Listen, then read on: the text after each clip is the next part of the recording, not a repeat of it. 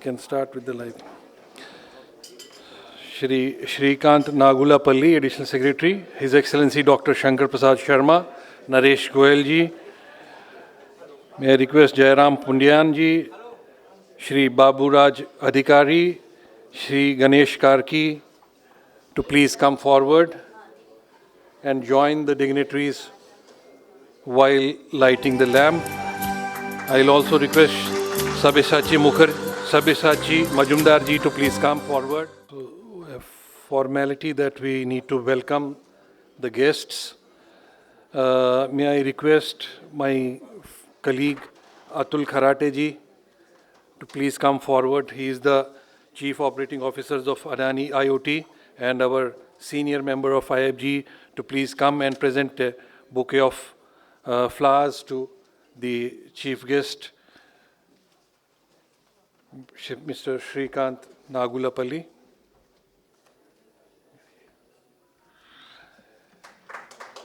May I request my colleague Praful Pathak ji, the President of Solar Energy Society of India and advisor to Maharashtra government on energy, and our senior member, in fact the founding member, to present a bouquet to the Excellency Dr. Shankar Prasad Sharma.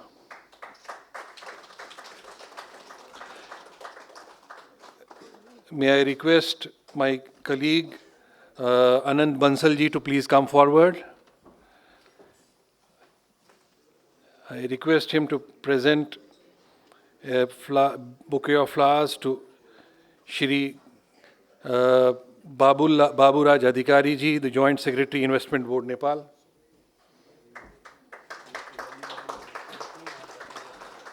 May I request my colleague Anant to please come forward. Aman Kawatra to please come forward. He's outside, okay. So then I'll request you only to please come forward again to present the bouquet to Mr. Ganesh Karki ji, President of Indian Power Producers Association of Nepal. Sorry. Independent Power Producers Association of Nepal, sorry. So it's a great morning we have, during this event where we are organizing this Power Summit exploring India-Nepal Energy Cooperation. I think there is nothing to, we don't have to describe the relation India-Nepal enjoys with each other. It's a, traditional, cultural, and economic, and a very strong bonding between the two countries. In fact, some of us call it Roti Beti Ka Rishta, and we share a long border with Nepal, which is free, and in terms of movement of people, and 5 states of India have a common border with Nepal. With India, we have in India and Nepal, we have regular high-level delegations which go to each other's country on regular basis. We have cooperation in energy, defense, agriculture, trade, education, and culture. Energy is an important emerging sector where India and Nepal is collaborating and cooperating. Though the trade between India and Nepal is the largest in terms of value, around $11 billion in 2021-22. India exports $9.63 billion worth goods to Nepal, and from Nepal we get around $1.37 billion of goods. So we know the potential Nepal has in terms of generating hydropower, which needs to be tapped both for their own self-sufficiency, plus the same can be exported to countries like India, where we have a huge requirement of energy, and this not only will help the energy security for both the countries, it will also help in agriculture, irrigation, and the related economics with it. So I will not take long time because we have experts on this subject with us, and they will be sharing more details about this. So with this, I will request Mr. Naresh Goyal. He is the senior executive member of IFGE. He owns a hydropower plant in Uttarakhand, a mini hydropower plant in Uttarakhand, and he is also setting up a plant on how to convert grain to ethanol. I request Naresh Goyal ji to please come forward and present the welcome address. Thank you, Mr. Ganju. Good morning, distinguished guests, esteemed delegate, ladies and gentlemen. It is with a great honor and pleasure that I welcome you to Nepal and India Power Summit 2024, where we embark on a journey to explore the immense potential of energy cooperation between our two nations. I extend my heartfelt gratitude to all the esteemed personalities present today.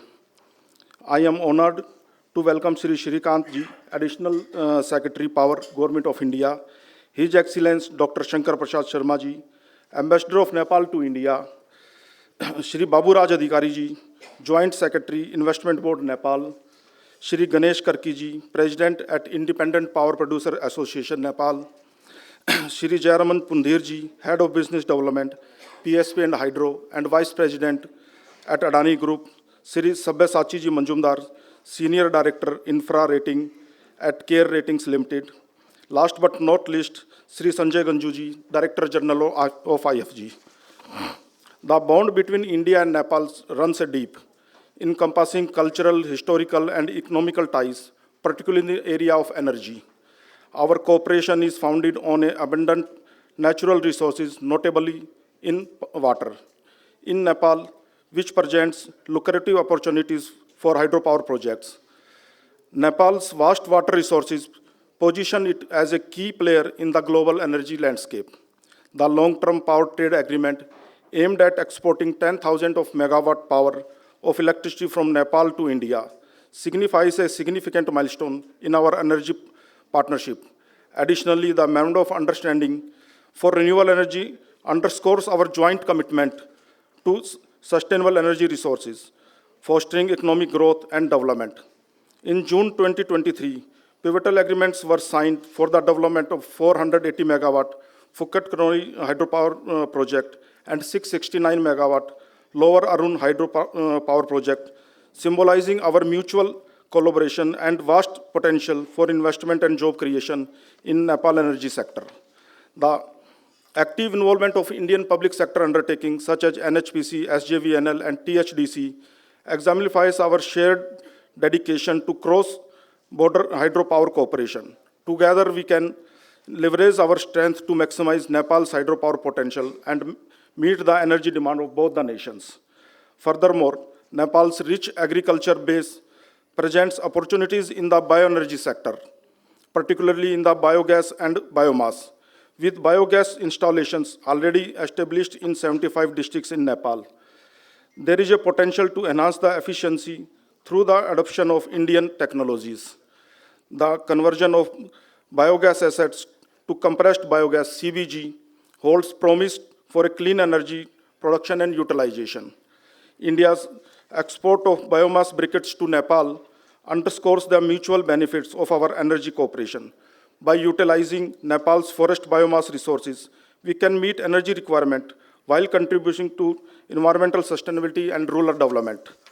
In conclusion, I am confident about the future of India and Nepal energy cooperation, driven by our shared vision for a sustainable and prosperous future.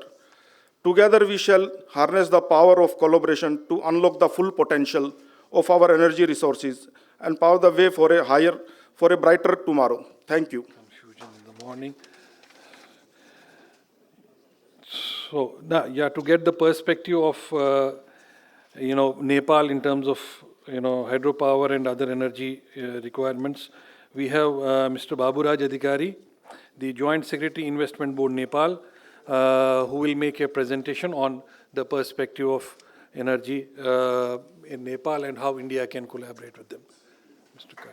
Yeah. My presentation covers power sector overview of Nepal, energy sector targets, acts and policy, institutional arrangement, investment summit 2024, electricity market, and provision made to create conducive environment for investment. Nepal is booming market of almost 30 million population located between India and China. Nepal has altitude from 59 meter to 8,848 meter, and climate is tropical to alpine. Nepal is federal country with 7 provinces and 753 local government. And nearest seaport is Haldia in India from Nepal. It is around 500 kilometers. So Nepal has 3 major river basins: Saptakosi, Saptagandaki, Mahakali, and Karnali River. Saptakosi has potential of 10.8 gigawatt hour. Saptagandaki has 5.27 gigawatt. Karnali and Mahakali has 25.1 gigawatt. Similarly, Southern River in Nepal has potential of 880 megawatt. So in total, we have 42 gigawatt potential that is technically and economically feasible. Similarly, we have 28 gigawatt solar potential and 3,000 wind potential. Yeah. So at present, electric access is 97.6% in Nepal. Electricity consumption is 380 kilowatt hour per capita. Peak demand is 1,870 megawatt. Transmission line above 66 kV is 5,742 circuit kilometer. Total grid substation capacity is 8,867 MVA. Similarly, system loss is 13%. Total electricity consumed in last fiscal year was 9,358 gigawatt hour, and electricity export was 1,346 gigawatt hour, and import was 1,833 gigawatt hour. So in Nepal, total cumulative installed capacity is around 2,900 megawatt. Out of this, grid-connected hydro is 2,744 megawatt, solar grid-connected 68 megawatt, thermal 53 megawatt, cogeneration 3 megawatt, and also we have 72 megawatt of renewable energy from mini, micro, and solar and wind. And in last fiscal year, total energy to the grid was around 12,000 gigawatt hour, and contribution of IPP to grid in terms of energy was around 45%. NA contribution was around 23%. NA subsidiary contribution was 20%, and import was around 14%. So Ministry of Energy, Water Resource and Irrigation and Department of Electricity Development has issued 127 number of survey license having capacity more than 9,000 megawatt. Similarly, there are 108 number of generation application that has already completed survey and environmental study, and its capacity is more than 11,000 megawatt. Similarly, we have issued around 158 number of generation license, and its capacity is more than 9,000 megawatt. So in total, there are more than 30 megawatt licenses issued to private sector and public sector in Nepal. Similarly, Investment Board of Nepal is managing around 5,000 megawatt of hydropower project and 600 megawatt of grid-connected solar projects. So Arun Third, 900 megawatt being developed by Satluj is under construction. 65% of construction work has been already completed. Similarly, Upper Trishuli 1, 216 megawatt that is under construction. Upper Karnali, 900 megawatt being taken up by GMR is in implementation stage.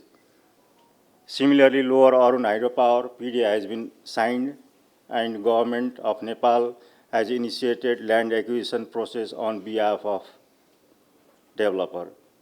Similarly, we have Tamori storage, West Seti 750 megawatt SR6 hydropower project. They are in different stage of study. Similarly, we have 350 megawatt grid-connected solar in western part of country, and 250 megawatt of solar having 40 megawatt of battery storage in mid-western part of the country in different stages of study by private sector.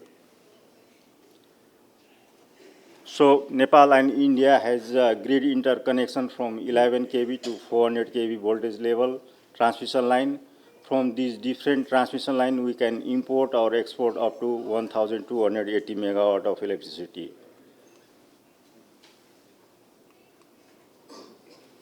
So these are existing and planned 400 kV transmission line between Nepal and India. Dalkevar Muzaffarpur 400 kV transmission line is operational, and we can import or export up to 800 megawatt from this line. And for Butwal Gorakhpur 400 kV cross-border transmission line, we have already established JV company in Indian side, and tender has been floated in India and Nepal side. And this line is expected to be completed by 2025-26. Similarly, in eastern part, we have Inarua Purnia, and in western part, we have Lamki Bareilly. Study for this transmission line has already been completed, and we have planned to commission these line by 2027 and 2028. And we are in discussion with Government of India regarding development modality of these two transmission lines.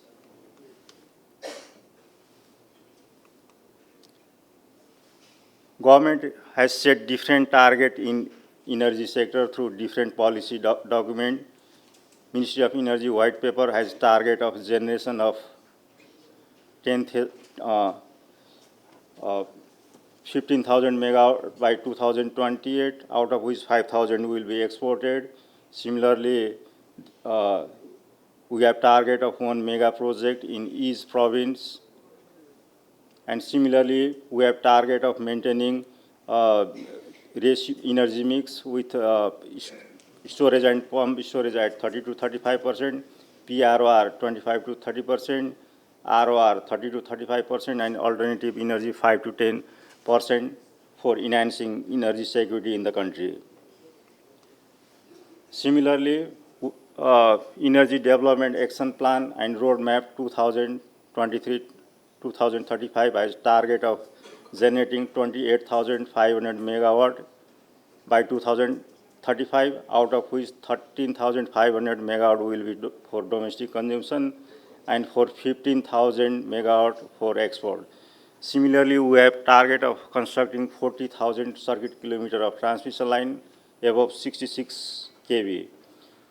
To achieve these targets, we need huge investment in generation, transmission, and distribution.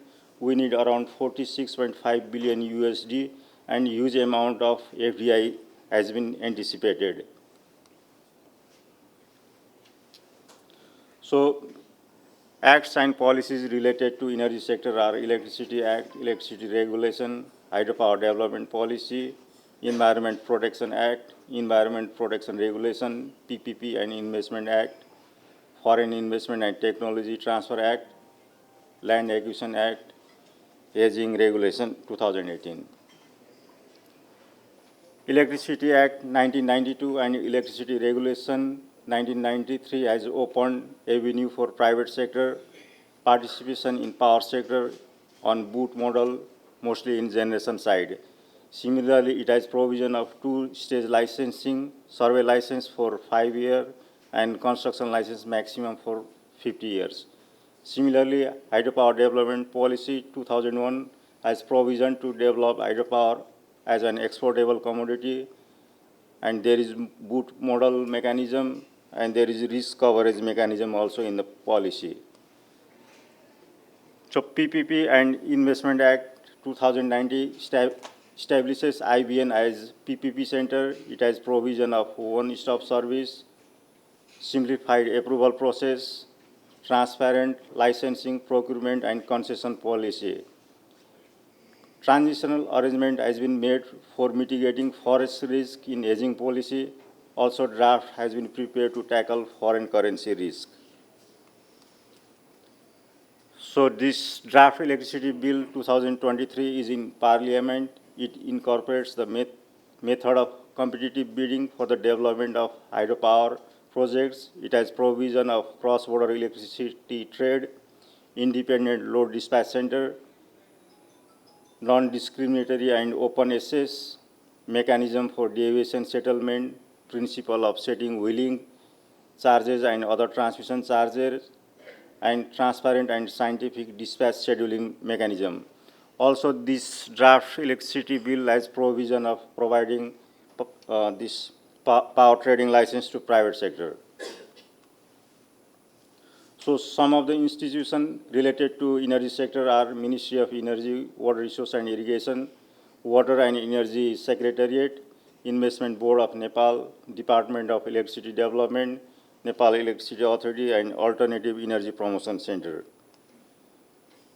So Investment Board of Nepal was established in 2011 to fast-track mega projects in Nepal, and it was further strengthened by PPP Act and regulation. IBN is designated as agency for developing and managing PPP projects in Nepal, and it has mandate of project implementation of energy projects having capacity more than 200 megawatt and other infrastructure project having project cost more than 6 billion Nepalese rupees. So IBN basically facilitates solicited project, PPP project, unsolicited project, and private investment project. And the solicited PPP project go through the stage of identification, EOI, RFE, developer selection, MOU signing, licensing, study, then investment approval and PDA signing. Similarly, unsolicited project go through the process of proposal submission, evaluation, approval by IBN, MOU signing, then study license, investment approval and PDA. Similarly, in private investment, there is application submission, evaluation, approval by IBN, MOU signing, then study, then this investment approval and project investment agreement. This investment summit 2024 is scheduled for 28th and 29th April 2024 in Kathmandu, Nepal. This two-day event has 10 sessions, 50 plus speaker, 1,000 plus participants. Objective of Nepal Investment Summit is to project Nepal as favorable investment destination by unveiling potential opportunity for investment in priority sector.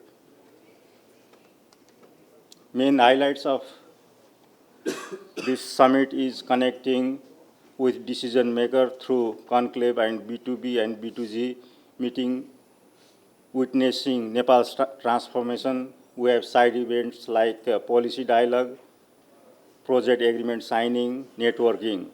And key attendees of this summit is investor, developer, high-level government official, development partner, financial institution, and media. Since we have already issued more than 20,000 megawatt of hydropower license to private sector, this B2B meeting in investment summit can be useful for developing those projects in joint venture modality between Indian investor and Nepali developer. And to participate in this summit,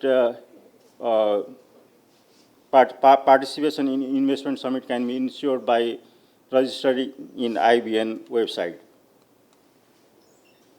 For improving investment climate, we are in the process of amendment of different laws, and some of the laws are this PPP Act, Land Acquisition Act, Environment Protection Act, regulation. So for domestic market expansion, we have done some initiative. Nepal Electricity will buy generated electricity. Transmission development plan has been prepared. Distribution master plan is being prepared. Aggressive transmission distribution infrastructure reinforcement and expansion throughout the country is being done by Nepal Electricity Authority. Similarly, government has focused on electrical cooking, e-vehicle charging station. Also, government has provided some electricity tariff incentive in some industrial sector. Also, government is planning to have distribution company province-wise. There is take or pay PPA provision by NEA. So to create regional power market and regional grid interconnection, countries in the region are working together. We are trying to move from bilateral arrangement to trilateral and multilateral. For this, we have power trade agreement with India. We have signed MOU with Bangladesh on power cooperation. Similarly, we have SARC framework agreement for energy cooperation, MOU for establishment of the BIMSTEC grid interconnection. Similarly, in energy sector, we have different forum like BVIN and SASEC. Regarding cross-border electricity trade, India and Nepal has agreed to export 10,000 megawatt in 10 years from Nepal to India. NEA has signed term agreement with NVVN and PTC on annual basis, and NEA has started exporting 110 megawatt in wet season. Similarly, NEA has started to import power up to 350 megawatt and export up to 520 megawatt from IEX market in India. And we have requested India for tripartite meeting among Nepal, India, and Bangladesh for power trade agreement, but it has not taken place yet. Similarly, export of 40 megawatt from Nepal to Bangladesh is in final stage. So, to create conducive environment, we have made different provision in our policies and acts and regulation. Projects are envisaged to be developed through competitive solicitation, boot model for private sector. Government may participate in multi-purpose project where provision of environment protection, maximum duration of generation license is 35 years for domestic supply and 30 years for export-oriented projects. And it can be extended up to 5 years depending upon the project risk. Similarly, water right is guaranteed, government land provided on lease, no nationalization of power projects, foreign currency and repatriation facilities provided. There is progressive PPA for PROR and storage project, and we have initiated creation of hedging fund to address currency risk. Similarly, we provide VAT exemption and 1% custom on the import of construction equipment, machine and spare parts, and steel sheets for the hydropower and other energy hydropower projects. Also, there is exemption of 10%, 100% of income tax for 10 years from commercial operation date and 50% for next 5 years. And also, we are working to have effective one-stop service. Thank you. Thank you, Mr. Adhikari, for quite an elaborate and enlightening presentation on the power, opportunities in Nepal.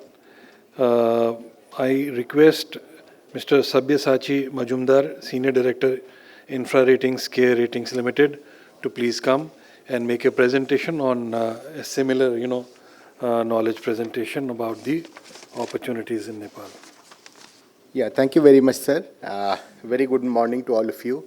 Very good morning to His Excellency Dr. Sharma, Ambassador of Nepal to India, to to the Honorable Additional Secretary, Minister of Power, and for everyone, all my distinguished panelists here, as well as all of you who have taken your valuable time out to attend this conference. I'd like to thank IFGE as well as the Embassy of Nepal for giving care, our opportunity to share our perspective on, what are the opportunities which are available in India, in Nepal, particularly with reference to, investment both in Nepal as well as addressing the Indian market, as well as what we see are some of the risk factors. So, as we can see that from the chart, that overall Nepal's per capita consumption is much lower, not only than the world average, but also the South Asian average. And the South Asian average itself is much lower than the global averages, including for countries like China and all. What it means, of course, is that there is a very significant possibility of ramping up the generation, which in turn means large investment opportunities would be available both in the generation sector as well as in the transmission sector. As we can see from the graph, there has been a fairly significant jump in the overall capacity as well as generation in Nepal, which is a testimony to this ability to attract investment over the period of time, and which has resulted in higher capacities as well as energy generation. As we can see, most the capacities are fairly well distributed in terms of ownership between government as well as IPPs, with the IPPs having a gradually higher role in the overall generation mix.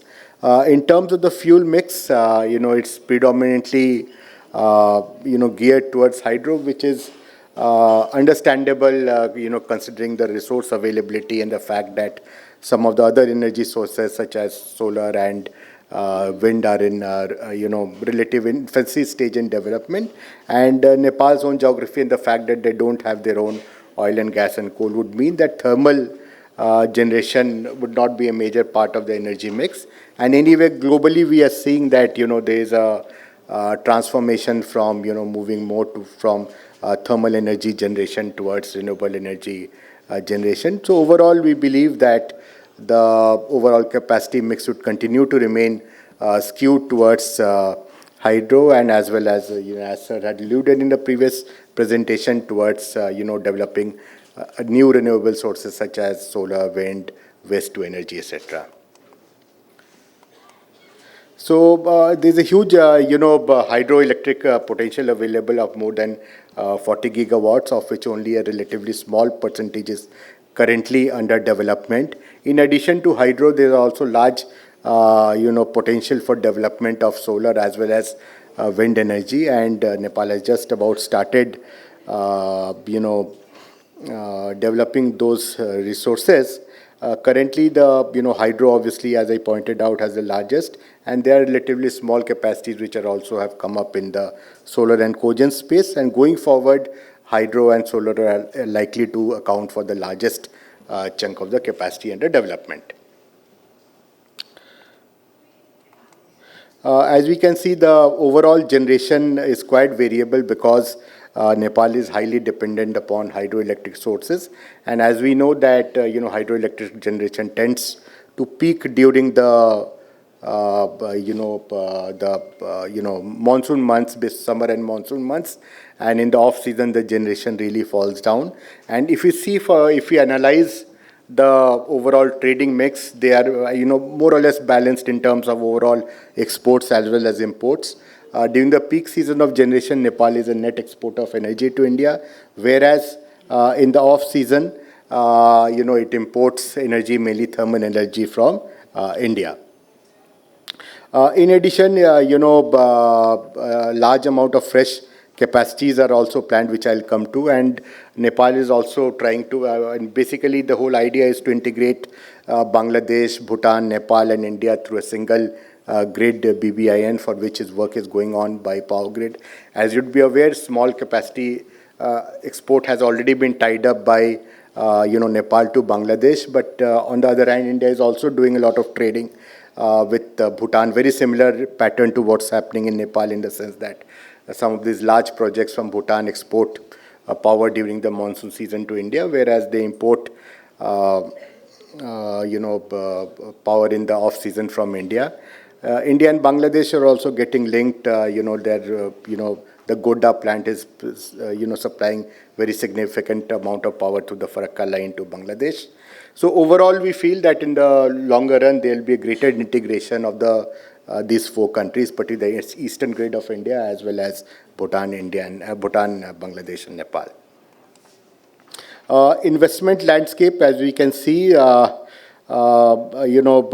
terms of overall, if you see, there's a limited, if you see in terms of what are the constraining factors given the large potential. One is, of course, the limited, ability to access capital, because of which, of course, overall, the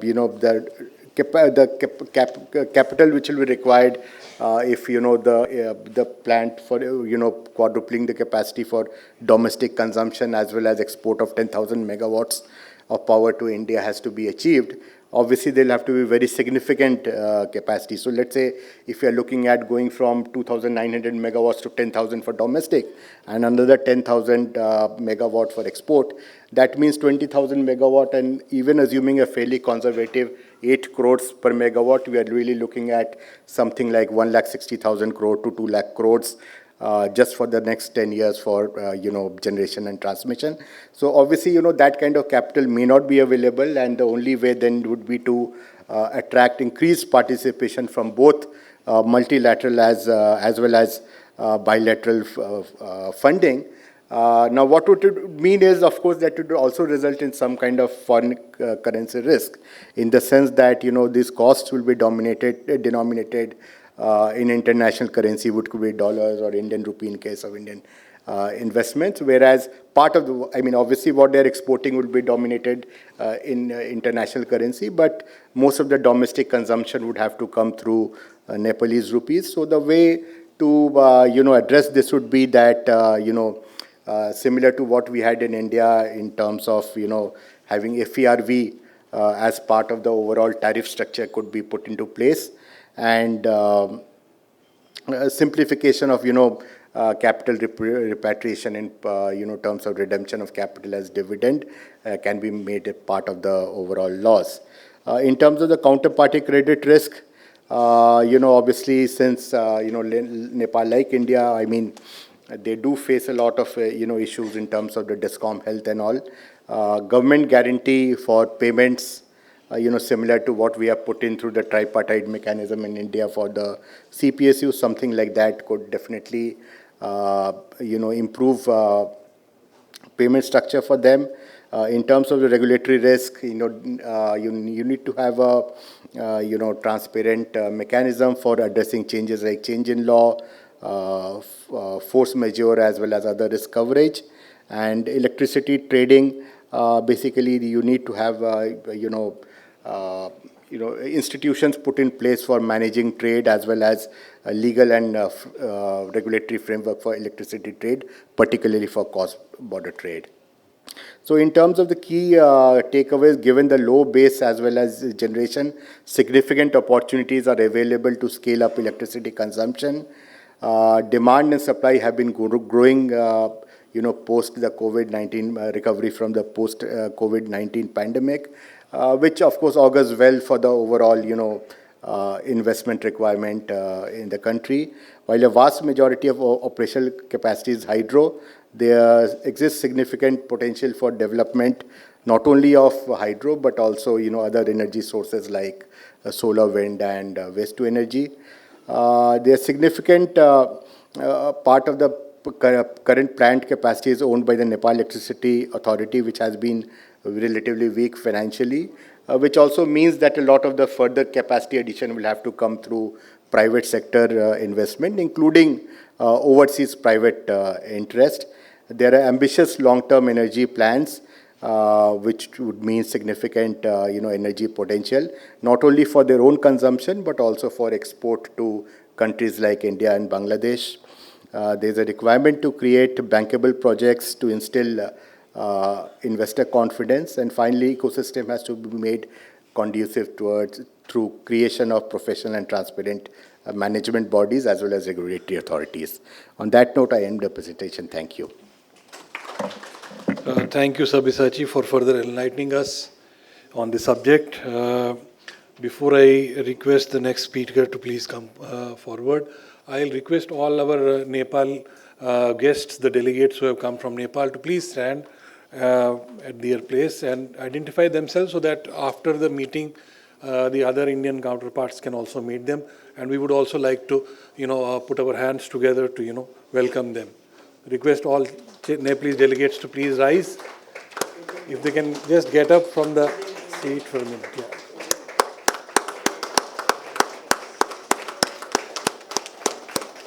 So we'll have opportunity to meet them and interact with them after we complete this session, and during lunch, and other slots are also there. Now I request Mr. Jayaraman Punidhan, Head of the Business Development PSP and Hydro, and Vice President Adani Group. Mr. Jayaraman serves as the Head of Business Development PSPs and Hydro and Vice President at the Adani Group. His pivotal role has led to securing a significant PSP business totaling 6,250 megawatts with a corresponding capex projection of $3.76 billion.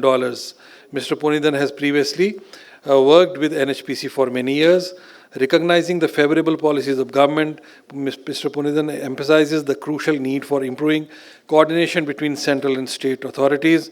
This is particularly vital in the pumped storage segment, where efficient water management plays a pivotal role in operations and sustainability. Mr. Jayaraman.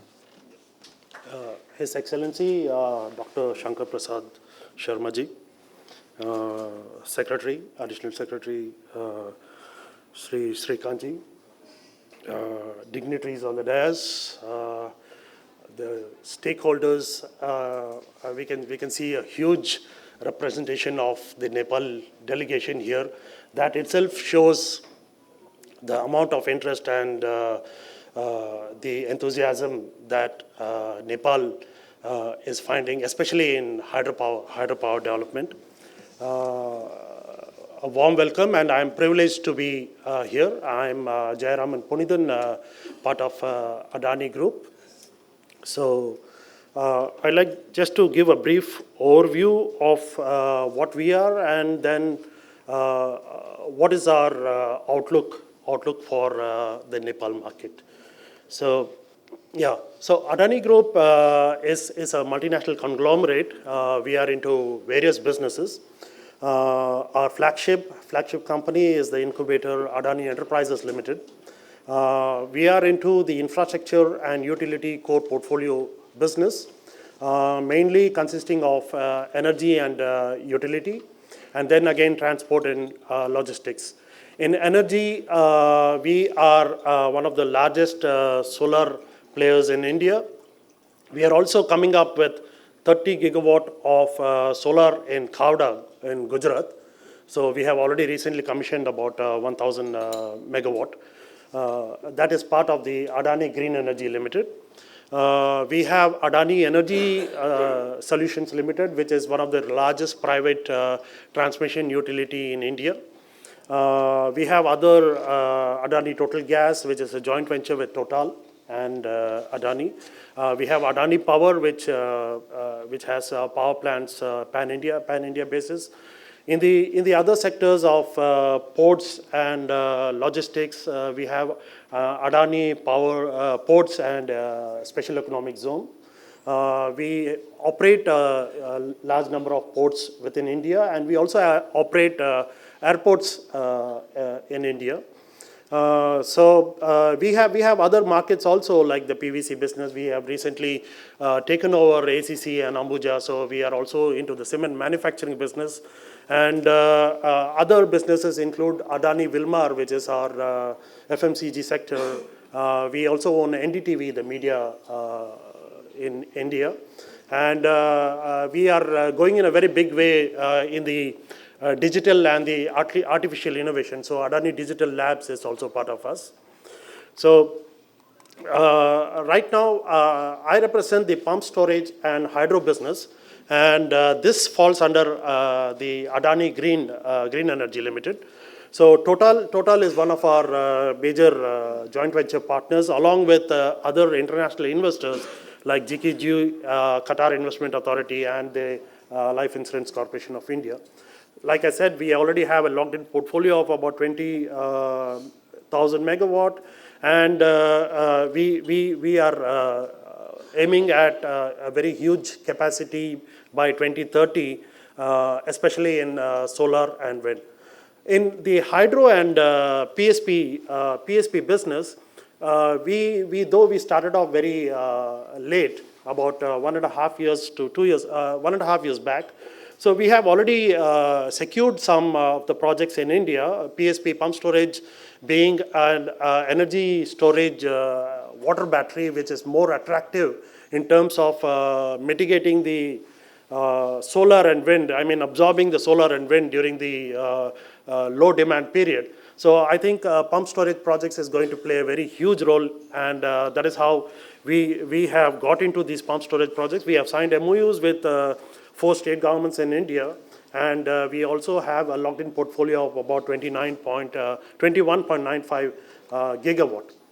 So coming back to Nepal, Nepal has been a very interesting market for us to study. In fact, we are studying some of the major neighbors, and especially Nepal having such huge hydro potential for development is definitely one of focus regions. Having said that, we do have some of the points which we are very curious to look into from the Nepal perspective. So as we already know that it is opening up to the energy exchange market. The export to India is one of the major initiatives by the government of India that has opened up venues. And I see that private investors and developers like us are also welcome into this. So most of our focus will be into trying to tap the huge potential that is available. Of course, there are different basins, but I think Karnali Basin is something which was of more interest to us. And this, along with the export to India. But in order to cover this, I have a few points which I would just like to raise. The first thing is that thank you very much for explaining the facilities that the Nepal government is according in terms of clearances, in terms of making conducive environment for the developers. But there are some loose ends which we would like to concentrate on. The first and foremost is, of course, the transmission infrastructure that is in place. Of course, we do have an agreement for cross-border trade, but the right infrastructure and the connectivity. For example, if you want to take the cue from the Indian transmission infrastructure, there is already the ISTS waiver. So the interstate transmission waiver enables very seamless transmission from any part of India to other parts. So if we are able to integrate something with the Nepal grid, so that will be one of the major welcome things. Regarding the hydro projects, there are a few points. Of course, Nepal has very good hydrology data. I mean, we can find 30 years or 35 years of hydro GND data available, which makes us more easy for us to evaluate the project. One thing what we observe is that in India, we take the 90% dependable year for studying the power potential. Whereas in Nepal, it is the discharge that is taken, the Q40. The Q40 is what has been taken. So when we try to compare the 90% dependable year, we see some differences where we have scope to improve the installed capacities, especially for the export-oriented projects. So I think that should be allowed so that. And we see some of the projects in Nepal, hydropower projects, though it's on a higher reaches, accessibility is of course a challenge. But again, the studies in most of the hydropower projects, we would be more comfortable if it takes the GLOF into account, the glacial lake outburst flood into account. Because that is one of the major concerns for any developer, because we have seen in Uttarakhand, we have seen in many places, especially in the Himalayas. One is that it is so young mountains, and then the flooding part and the design. In the initial stage only, we want to be very right. So we would like to look at projects which have clear parameters on GLOF. So this is one of the areas. Of course, there have been a lot of G2G interaction between India and Nepal, and major public sectors have been. I myself have been part of NHPC earlier. So I think major public sectors are also involved in a lot of projects. Now that the government has come out inviting private players, so we are interested. One thing we would like to see is that a lot of free power or a lot of commitments towards this makes the project more unviable. So we would request that the government looks into this aspect and makes it enable as a win-win situation for both the developer as well as the stakeholders in Nepal. Regarding the power purchase agreement, I think most of Nepal is typical plain vanilla PPA kind of things which are going on. But recently, if you see at the European markets, even in India, there has been a recent committee formed from the ministry which gets into the market-based power scenario. So it is something which is very attractive, and it is very competitive, and it enables the developer to access the day-ahead market or the exchanges. So I think there should be, we prefer that there should be some openness in the sale of power, especially to the exchanges in India. And of course, one of the dignitaries, they talked about export to Bangladesh also. This is one of the major region where we have a lot of potential for export for power from India, from Nepal to India and Bangladesh. So these are the main points that we would like to cover up. As far as Adani is concerned, we are, to be very honest, we are still studying the market. We are looking at those projects which we will have a good kind of techno-commercial viability, so that this huge potential that is available is definitely very, very interesting and to tap this. We would also like, since they already talked about, there is a draft electricity bill amendment that's going on, and we would like that if the draft bill addresses some of the concern on the transmission from Nepal to India, because I think there is some kind of royalty involved. That is one thing. And I think there are a lot of private players who are interested in connecting. We would like to get engaged on a one-on-one basis also. I have my colleagues also here, so we can network, and then we can see if we definitely have. And finally, let me thank the IPPAN and the dignitaries here and the delegates. Thank you very much again for giving us this opportunity. And please feel free to interact and connect, and let us see if we can have a win-win situation and we can develop some good projects. Thank you very much. Thank you, Mr. Jayaraman, and particularly for sharing some areas where improvement needs to be made for further cooperation in this sector between India and Nepal. So now I invite Mr. Ganesh Karke. Sorry, while inviting Mr. Adhikari, I did a wrong introduction, so I'm sorry again. Mr. Ganesh Karke currently serves as the President of Independent Power Producers Association Nepal, marking his second tenure in the Executive Committee of the organization. He is the Executive Director at Singati Hydropower Company Limited and a part of management team of many organizations like People Hydropower Private Limited, Beni Hydropower Private Limited, Union Hydropower Company Limited, Quinkang Alowand Hydro Equipment Company Private Limited, Bhaivo Power Nepal Private Limited, Cream Hydropower, to name a few. Apart from all these, Mr. Karke is also President of National Gojuru, if I'm pronouncing it right, Gojuruju Karate Association Nepal, right? So please, Mr. Karke, look forward to your... Thank you very much. So, namaskar, good morning, everyone.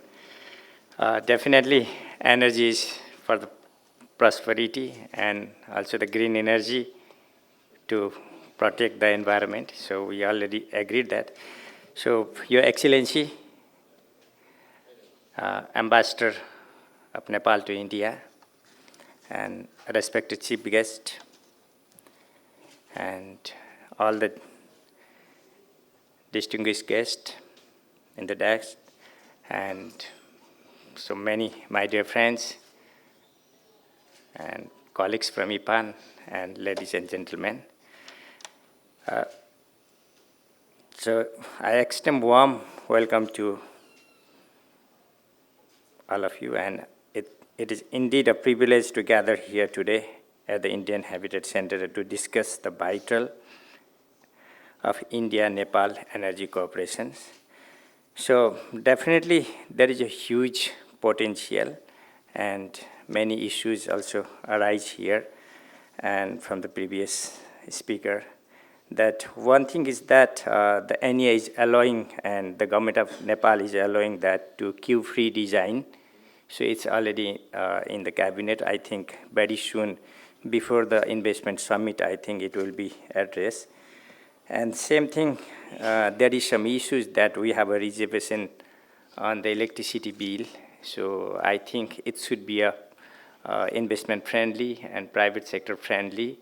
So every day we are rising and we're talking with the government and different parties. So hopefully it will be definitely it will be an investment friendly, foreign investment friendly, and because we are going to welcome to the foreign investment in Nepal. So hopefully it will be addressed by very soon.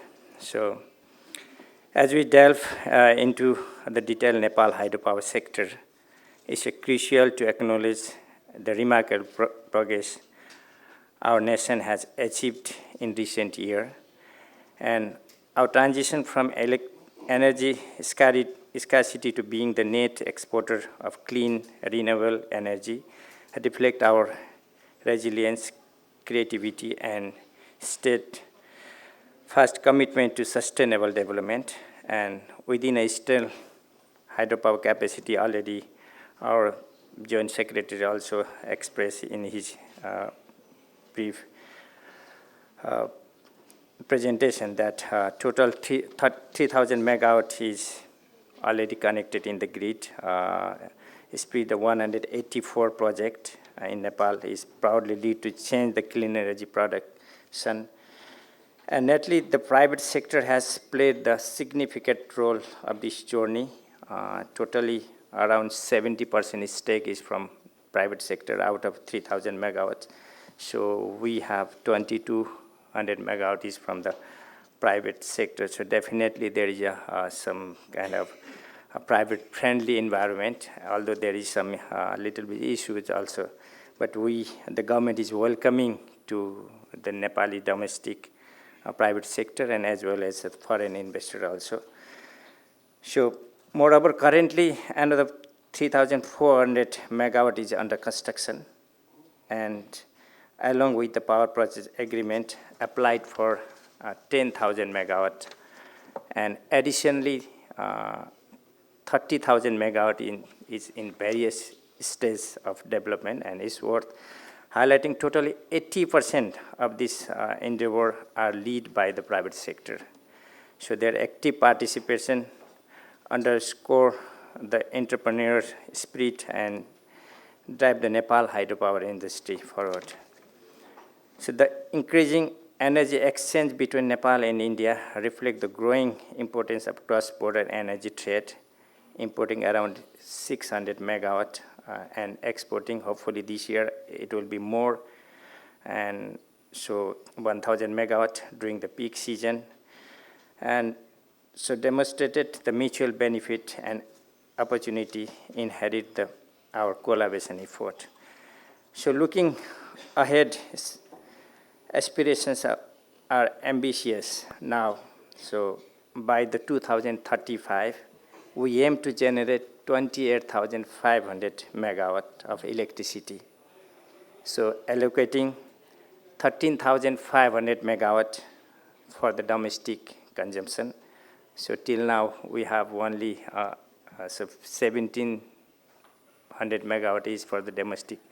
Peak demand was 1,700 megawatt. So we aim to 13,500 by 28. So in the same time, earmarking the 15,000 megawatt to export for the neighbor country. So hopefully, most of them, it will be for India and Bangladesh. And this endeavor signifies a significant milestone to regional energy cooperation and highlighting our commitment to strengthen tie with our neighbors.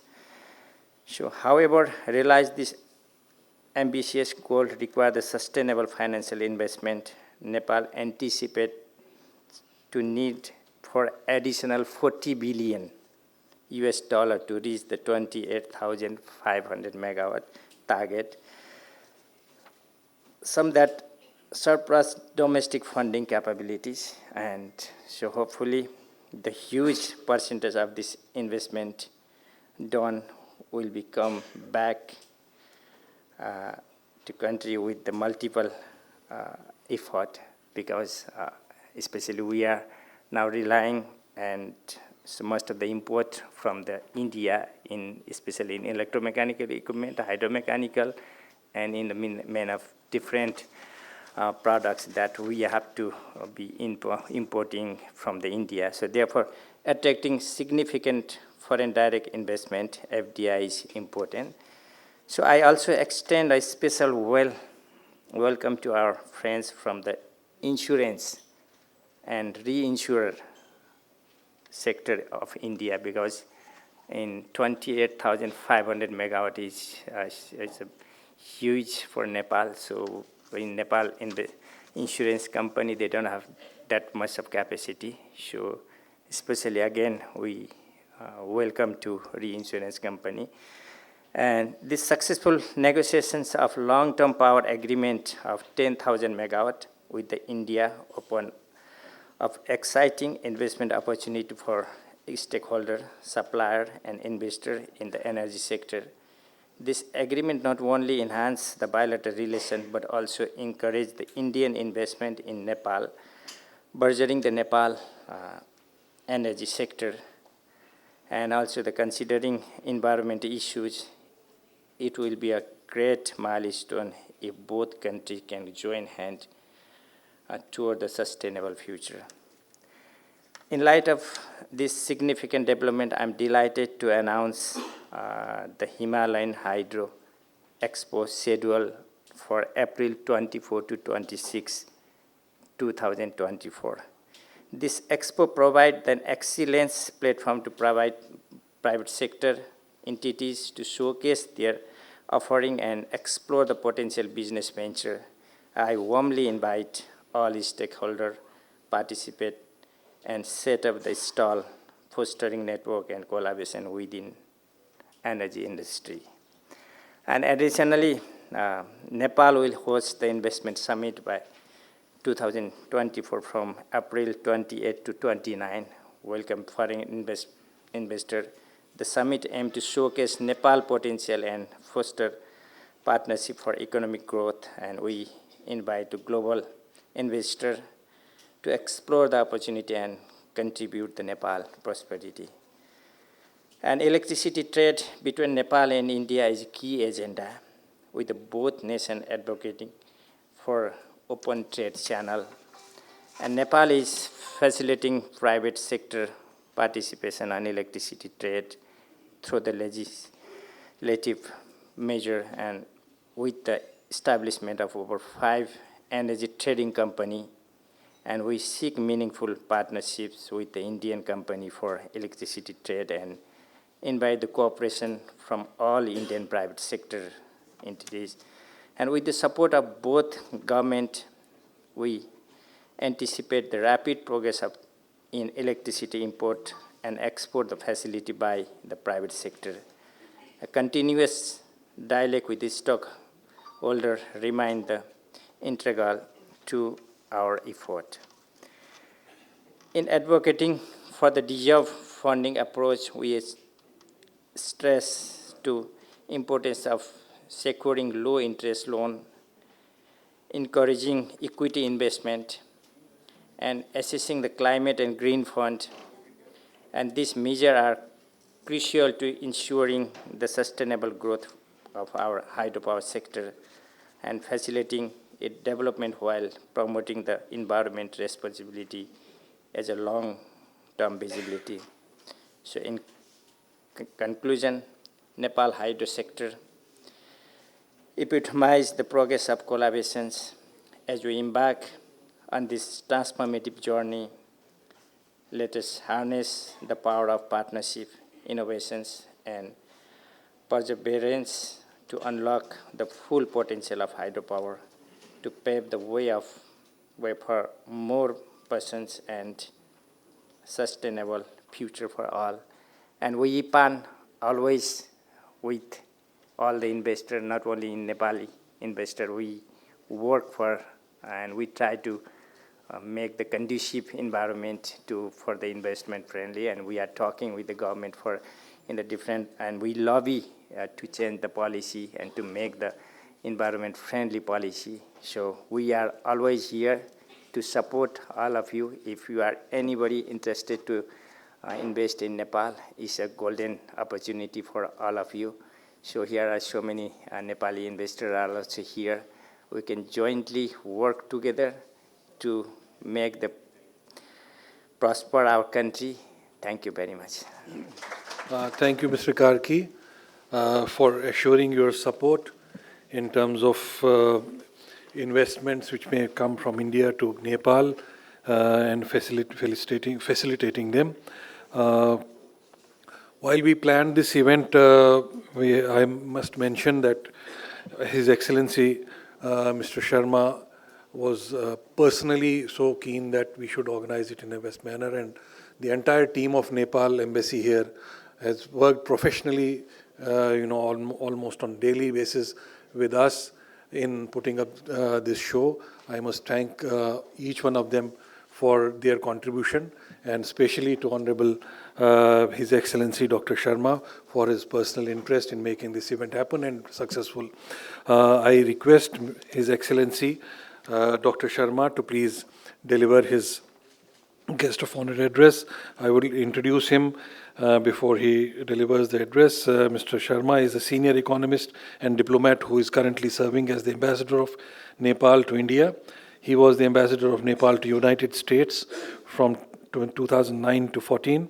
Dr. Sharma served as the vice chairman of National Planning Commission from 2002 to 2006. He is a PhD in economics from University of Hawaii. Before this honor, Dr. Sharma also worked as a consultant to the Constitution Committee on distribution of natural resources, economic rights, and public revenue in helping to draft the new constitution of Nepal. He has also served in various other capacities for the government of Nepal, such as member of NPC, chief advisor in Ministry of Finance and alternate governor of Nepal for International Monetary Fund, and senior economist in the Institute of Southeast Asian Studies. Apart from all this, Dr. Sharma has extensive experience in government, international institutions, and economic research. Such a learned person, so will definitely benefit with your thoughts, His Excellency Dr. Sharma. Thank you, Mr. DG, Mr. Ganju, for your very kind introduction. Chief guest, respected Sri Nagula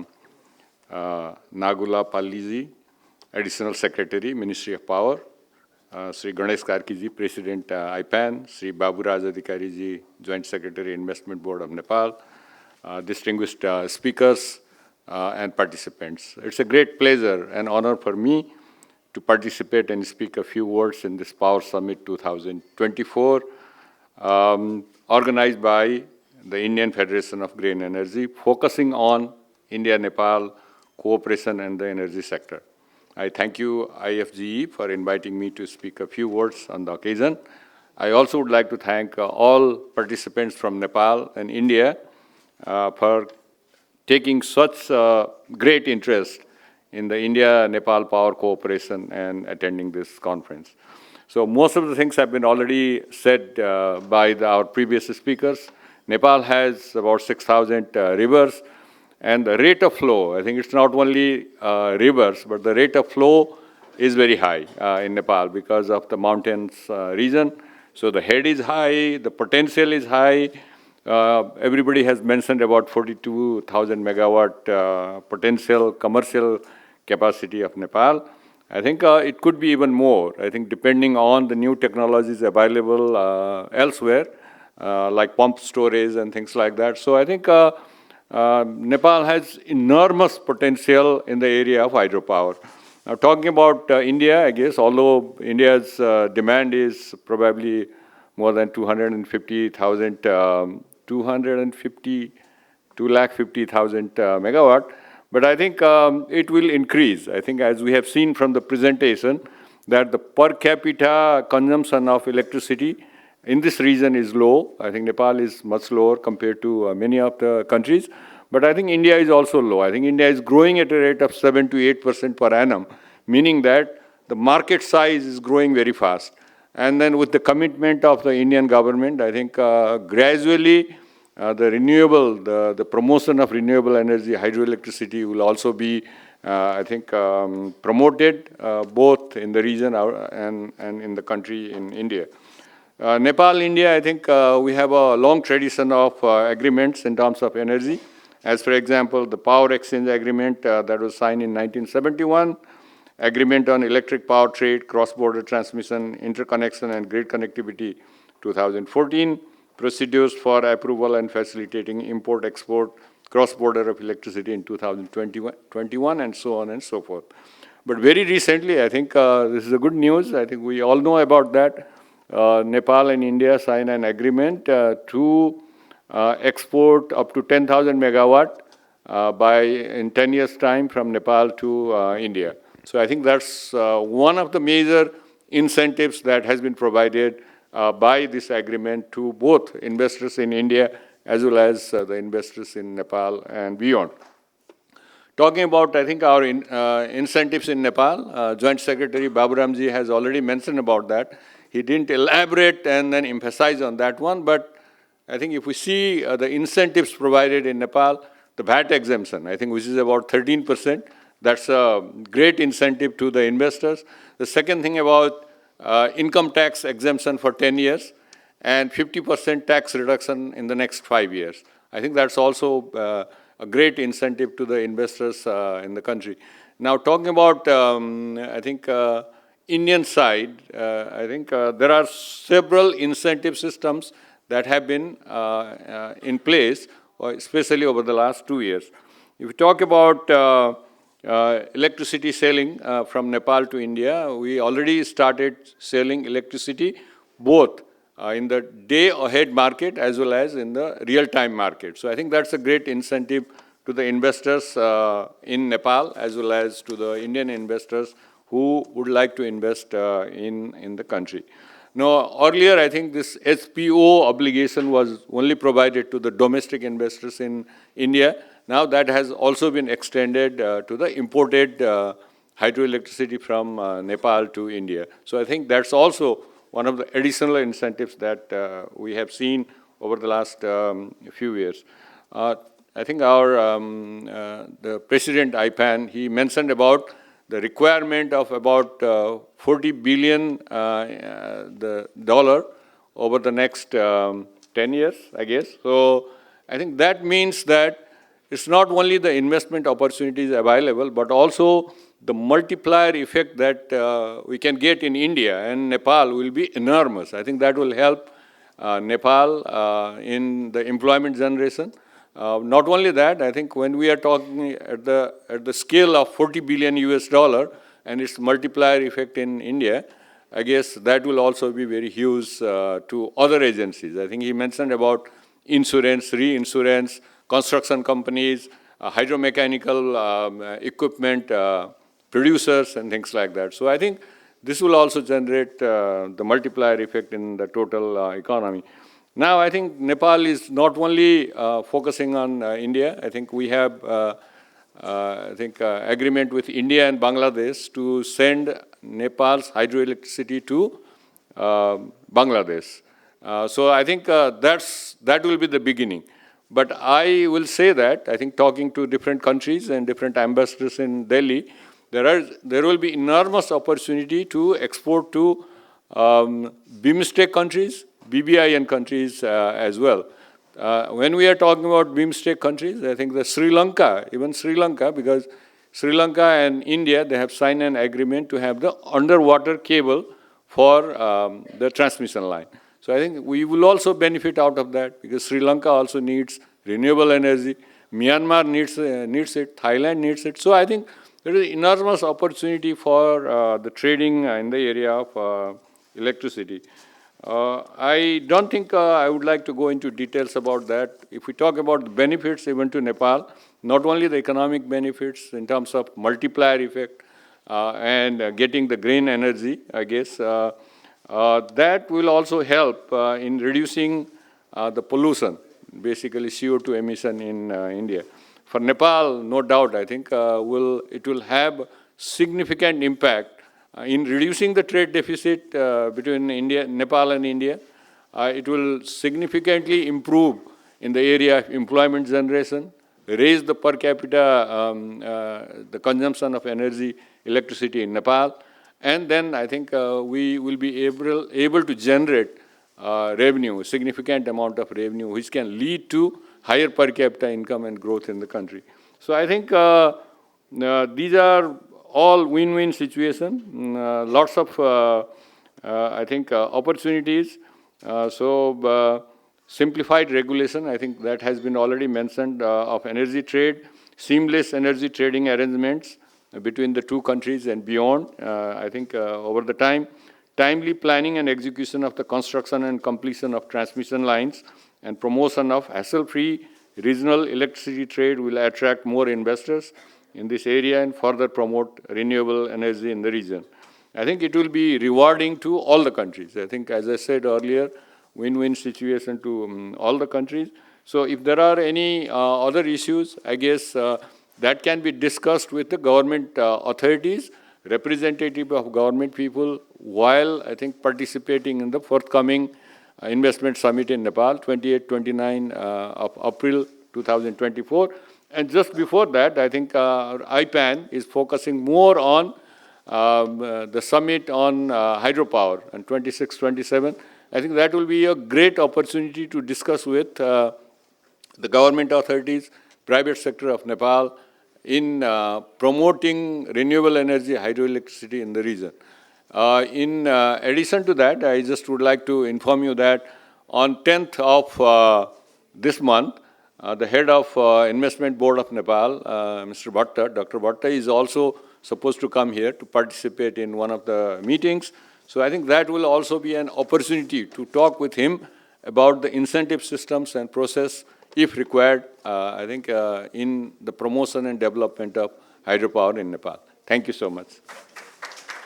Thank you, Excellency. With your kind of proactive approach, I'm sure things will improve, and the targets envisaged with respect to India-Nepal Energy Cooperation, I'm sure the targets will be achieved within the deadlines which have been kept. Now we have an honor that the Additional Secretary, Ministry of Power, Shri Shrikant Nagulapalli ji is with us, and he will be delivering the address as chief guest. I'll introduce him. Shrikant ji, 1998 batch IAS officer from Andhra Pradesh. Cadre is presently working as Additional Secretary in Ministry of Power. He completed his mechanical engineering from JNTU College of Engineering, Kakinada, Industrial Engineering from IIT Delhi, and PhD in Economics from Andhra University. He has been playing important roles in different fields since 1998. He has previously held various key positions in both state and central government. Shri Nagulapalli ji, previous assignment includes serving as Joint Secretary in Cabinet Secretariat, Government of India, and Secretary Energy in Government of Andhra, where he played a very important role in reforming the energy sector in Andhra Pradesh.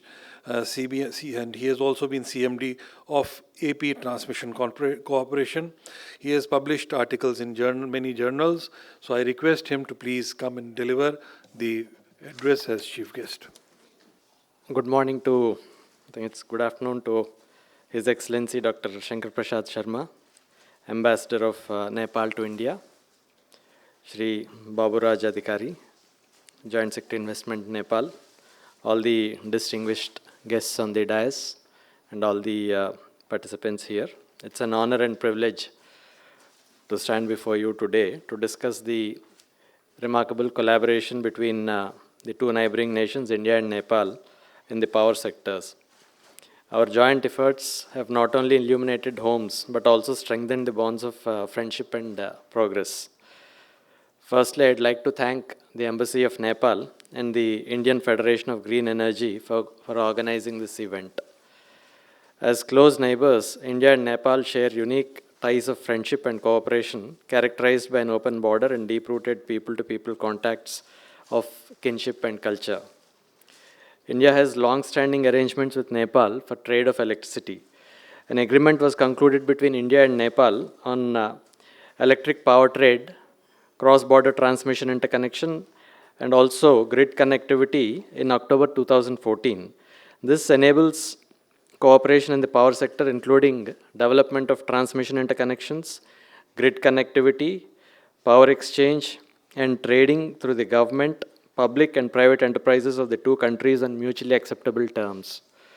A joint vision statement on power sector cooperation was issued by the Prime Ministers of India and Nepal in April 2022, which emphasized the aspiration of the two countries to further strengthen mutually beneficial bilateral cooperation in the power sector. And this includes joint development of power generation in Nepal, development of cross-border transmission infrastructure, bidirectional power trade, coordinated operation of the national grids, institutional cooperation in sharing latest operational information, technology, and know-how. During the financial year 2023, about 1,500 million units of energy has been exported to Nepal from India, and almost 1,400 million units of energy has been imported from Nepal. And this has only increased over the last year, financial year 24. At present, power is being exported to Nepal through various transmission lines. Most importantly, the Dhalkebar-Muzaffarpur line, and total capacity of above 1 gigawatt is existing as on date. Under Mahakali Treaty, 70 million units of energy per year is being supplied to Nepal free of cost from Tanakpur hydroelectric project. Earlier, most of the power was supplied through bilateral contracts. However, from April 21, Nepal is also buying power from Indian power exchanges in the day-ahead market. Nepal is also exporting power to India from November 21 through power exchanges.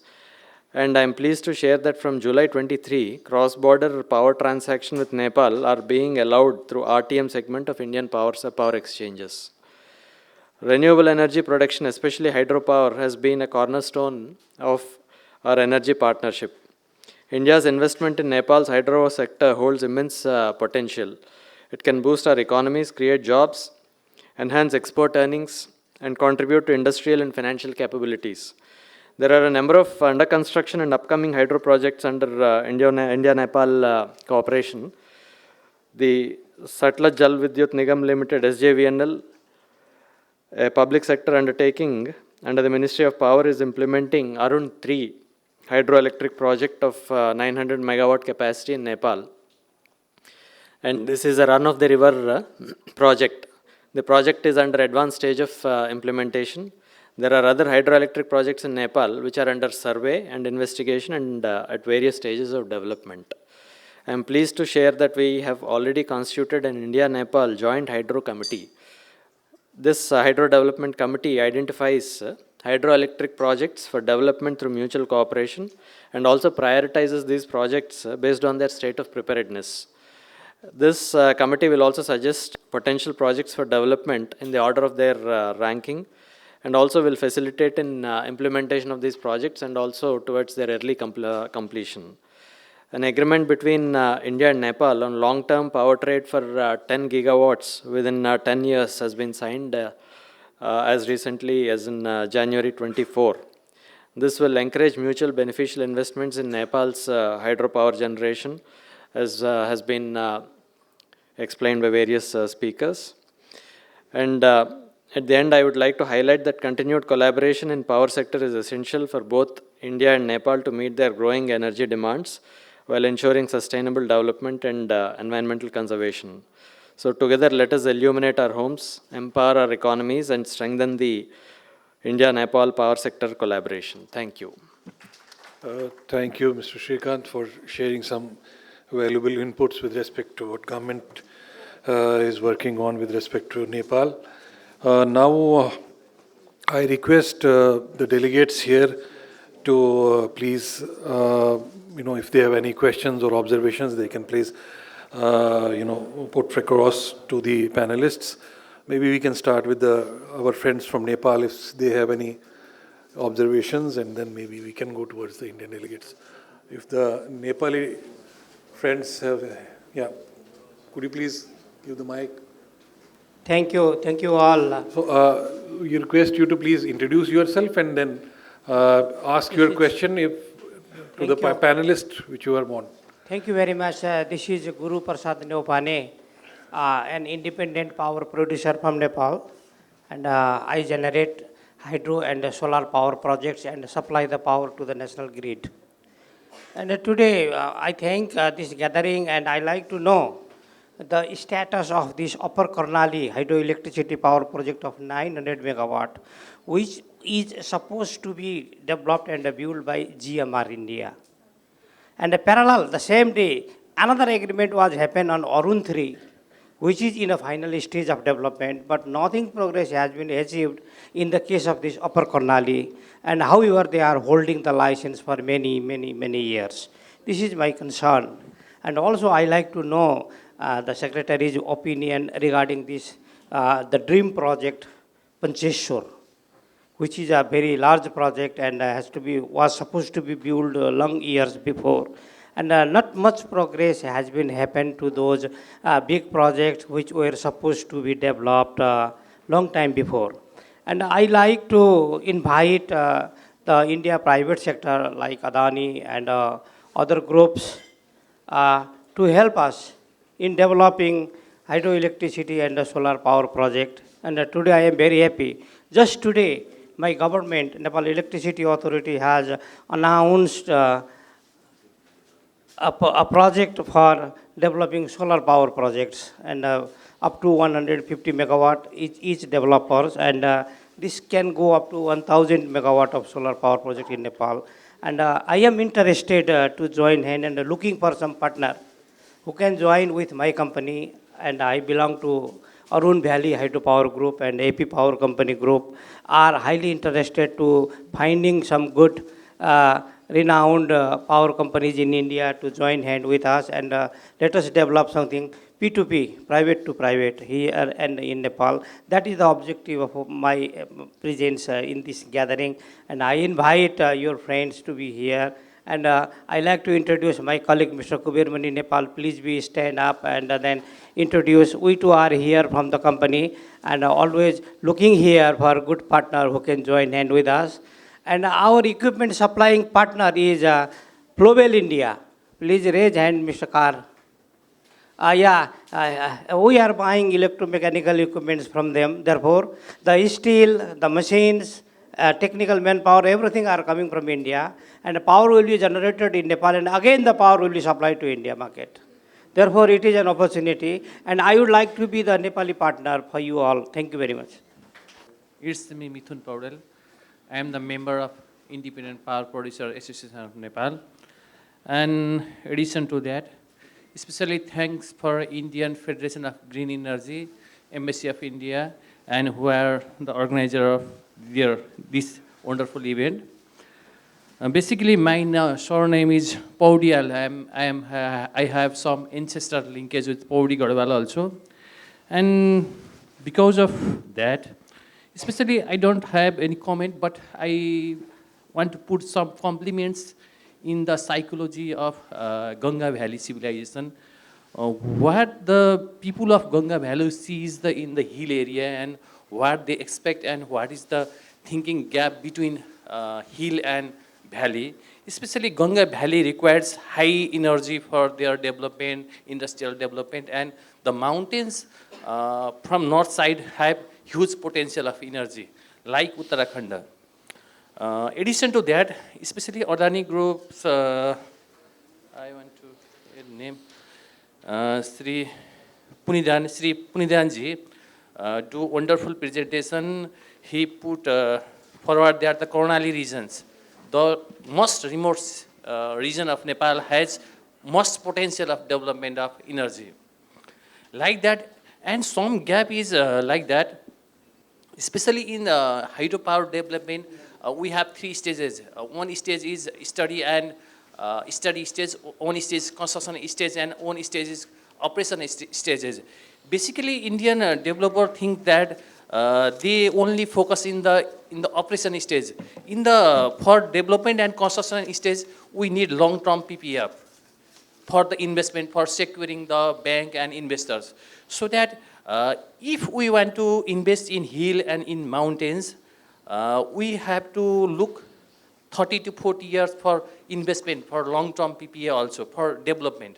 For trading, we have to make a different framework. For development, we have to make different framework. So that we do not say that like Indian market, like we can work in hill and mountains, like in addition others, our president also put forward the concept of insurance. Insurance is also very challenging part in the development of Himalayas also.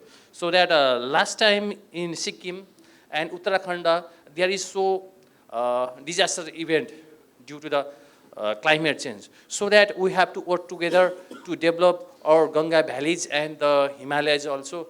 So that I'm very happy to hear from my intellectual angle or my knowledge angle as being a citizen of Hill, not only Nepal, I'm a citizen of Hill, and I am trying to understand how we can go work together. Thank you for this wonderful event. Welcome. Thank you. Anybody else from Nepal?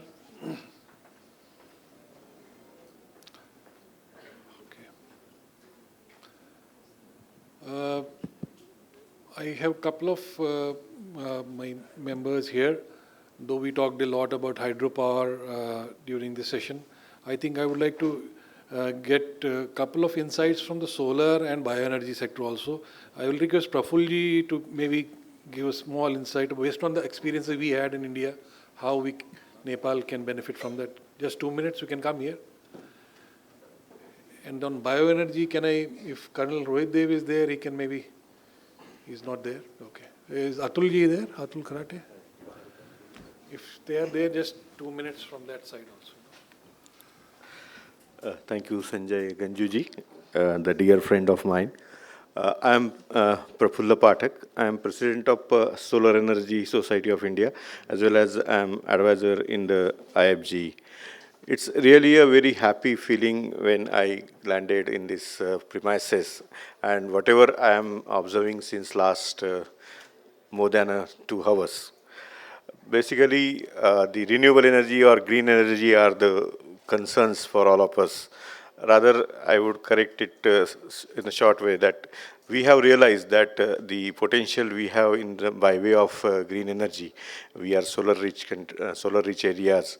Then we have, as you are explaining about Nepal, the hydroelectric power capacities you have, and all these things. So we have now realized that these are the things with us, and on that context, whatever the two sides are mentioning, that we need to collaborate or we need to come together. Yes, from IFGE, from Solar Energy Society of India, we are happy to connect with you and share the experiences of solar sector in India. Not only that, there are many things that are happening in both the countries. So on Indian perspective, the story which I have seen from 2010, in 2010 we had planned a solar installation of 20 gigawatt. So at the time we all were amazed that we were not having that type of installations or not dream of those. But rather after the change in the Indian government in 2014, that task or that target we revived to 100 gigawatt. When on 175 now, we are planning for 300 gigawatt of renewable and green energy, and furthermore. the Indian sector has shown that if we dream or if we plan or if we come together and go for, then we can achieve whatever the targets that we have targeted for 2022 or 2030. So from the results of 2022, we are sure that we have achieved more than 70% of what targets we have achieved. And the basic thing which has changed in Indian sector, or particularly in solar sector, is earlier we were amazed when we set a target, but now we have a habit to set a target and go for it, and mostly we are in the position to achieve that. More than that, in next decade in Indian sector, I believe that there is a momentum. Earlier there was not momentum. When I shared that in 2010, there was no momentum which is today. So we were in a fix that we have set, but will it be? But the changes in last 10 to 12 years has shown us that there is a momentum in Indian solar sector, there is a momentum in Indian green energy sector, there are funds available, there are people, human resource available, there are technologies that are coming up. So that momentum is there, and because of the momentum, we are sure that whatever the aims we are setting up, we will do that. Rather, there may be a possibility that whatever the targets we set for 2030 or 50, we may achieve it before. So in that context, whatever the advantages we have by way of experience, by way of human power, human resource, by way of financing things, it's really our proud privilege to have handshake with the neighboring country, the Nepal, and in that IFGE and the Solar Energy Society of India both can play an important role. Rather, since last couple of years, since inception of IFGE, I am associated with IFGE and Solar Energy Society of India. So both IFGE and SECI are available for the Nepalese counterpart, Nepalese investors, Nepalese industry. And then we can definitely start meeting regularly. We can see the advantages as well as shortcomings from both sides, and how both countries can benefit to each other, that really we can work on. And I am sure that if we work on such lines, we can have a good success. Thank you. Thank you, Prafulji. Like solar, I think Nepal can also achieve a lot in bioenergy. I'll just ask Atul Karateji to please just speak for 2 minutes, giving that perspective in what we have done so far and how Nepal can also take benefit of that. Please, Atulji. We have ethanol you can produce, you have CBG, you can also use biomass for production of bioenergy. Atulji, he is the Chief Operating Officer of Adani Indian Oil Tanking. Namaskar. Good morning to all of you. I think it's a great occasion to have this partnering summit. As our Honorable Prime Minister, he always came with the thoughts that Vasudhaiva Kutumbakam. And in that series, we are having this dialogue with Nepal, who is quite natural friend of us. So I take this opportunity to once again welcome each one of you in this series. And I also appreciate the efforts of Indian Federation of Green Energy in having this dialogue for both the countries and industry experts and professionals. So since morning we have been talking about the potential in terms of the power sector. However, one of the important source of energy in today's scenario is bioenergy and other bioresources. So maybe briefly what we are doing in Indian scenario, India as a country, we have been targeting about 5,000 numbers of CBG plants across the country. And it was good starts, I think, year back or so. About 120 plants are in the stage of completion. Out of those, 56 are up and running. And in the energy pie, India is having a gas percentage of about 6.8%. And we intended to increase that percent to 15%. So that means we need another 5,000 under as well as some institutional plants. So this I am talking about only a CBG potential of the country. If we have to map it on the economy, this investment itself will be close to 2 lakh crores in the next, say, decade or so. Apart from that, we have taken a good amount of lead in terms of the ethanol blending in the petrol. That is one of the very globally successful model of the country. We have reached to close to 12% of the blending in the petroleum product. At the same time, we have a plan in place to reach 20% in next couple of years. Say by 2030 or prior to that, India will be having a complete 20% of the blending. When we talk about the segment of biodiesel, biodiesel is a bit, I can say, area of constraint in terms of the raw material availability. However, if something is not working out as a good commercial proposal in India, Nepal has to see the raw material availability and if the similar resources are available there. However, we also have a plan in place to increase this blending of biodiesel in the diesel segment up to 5% in the, say, next 8 to 10 years of span. We have started our journey towards SAF, that is a sustainable aviation fuel. We intended to put it on the target list of having 1% in next, say, 4 or 5 years of span. So the point I am trying to derive here, a lot of things we have initiated as a country. India is one of the most populous, most responsible, as well as most stable economy in the globe today. And we will be happy that whatever we know in terms of technology, whatever we know in terms of skills, whatever we are having a growth for the India, if the similar expertise, if the similar knowledge sharing and domain technological transformation, if you can do it for the country like Nepal, which is very close to our heart, we will be more than happy. Thank you so much once again. Thank you, Atulji. From Indian side, if they have any questions to the panelists on the dais, you can please raise your hands. And Hello. yeah, anything you start and then you can. Myself, Shubham Verma. I'm from Raj Process Equipments, Pune, Maharashtra, India. I just now heard sir's speech regarding the biomass to energy conversion and solar as well as ethanol blending, and we are into the business of industrial equipment manufacturing. We give turnkey solutions for ethanol as well as CVG, and we are also having a projection for hydrogen and CO2 capture. So my question is to sir that, sir, if you can please elaborate a little future scope for biomass to energy or green hydrogen kind of stuff, so that we can have a projection for future energy.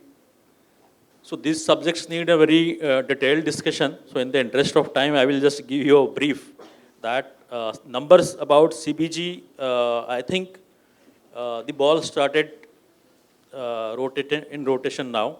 It will take some time, but we will be definitely having a leading role across the globe in terms of success of this scheme as an institutional size of business for the CBG. Green hydrogen, we all are aware that including our parent company Adani, L&T, and a lot of global players are involved in terms of R&D. And me as a part of industry, I can see that India is going to play again a vital role in terms of the R&D activities related to hydrogen sector. And our demand is such a high, even the petroleum product of the nation is having an incremental demand of 4 to 5%. LPG is increasing at the rate of 4 to 5%. And we don't have any option. We have to parallelly grow all this segment. So just to conclude, I can see a huge potential for all these fuels, including the activities which is happening in hydrogen, maybe in the future in methanol, maybe in the future in the green ammonia.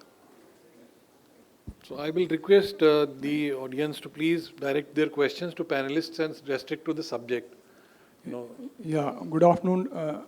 The Power Summit 2024 exploring India-Nepal Energy Cooperation is timely and an excellent initiative from the Indian Federation of Green Energy. My heartiest congratulations and Excellency, His Excellency, the Ambassador from Nepal to India and the Chief Guest, Additional Secretary, Ministry of Power. Sir, myself, I'm Sanjay Kher, and I had the privilege to be in the government service for more than 3 decades. I have built the highest dam in India, that is Tehri Dam, and the pump storage, the largest pump storage in India, that is Tehri PSP. At the moment, I am Director, Care Renewables. So my question is that, as Mr. Pundian from Adani was definitely speaking and saying, that the biggest challenge this time with India going for 300 gigawatts of solar and wind energy, the major challenge is the mitigating and the battery storage, because that is the only thing available the world over this time for stabilizing the grid. So is there any study at the moment for the pump storage potential that can be had from Nepal for mitigating and just stabilizing and having this firm power? Because in India, this is the only big challenge that is going on, and we are going overboard about it. Thank you very much, sir. So I think Mr. Karki or Mr. Adhikari, you may be in a position to reply now.